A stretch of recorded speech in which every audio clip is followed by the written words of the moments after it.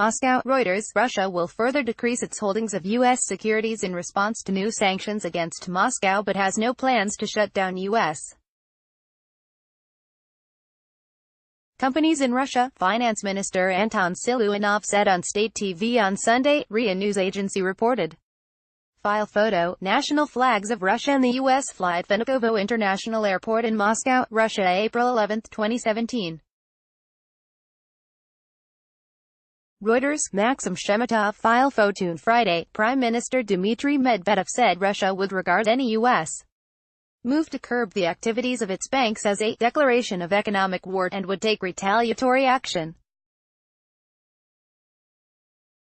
Washington said on Wednesday it would impose fresh sanctions by the end of August after it determined that Moscow had used a nerve agent against a former Russian agent and his daughter in Britain, sending Russia's ruble currency to a two-year low.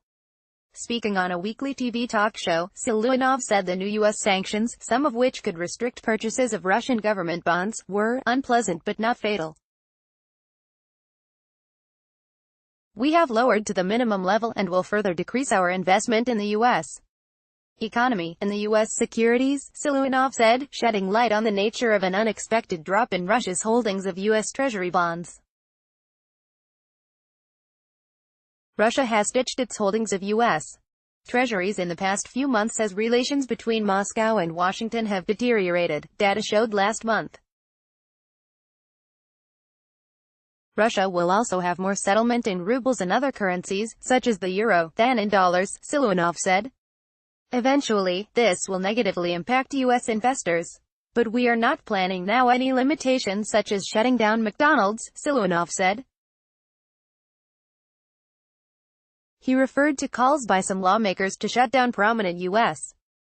companies in Russia starting from 2014, when relations with the West soured over Russia's annexation of Crimea and its role in Ukraine's crisis. Our citizens work in these companies pay taxes into the budget of our country, Siluanov said. While admitting that U.S. sanctions would boost inflation in Russia as they hurt the ruble, Siluanov said there were no plans to ban using the dollar in Russia. Of course, the government has no such plans. That would be a step to an impasse. Reporting by Andreas Druk, editing by Catherine of Answer Standards. The Thomson Reuters Trust Principles.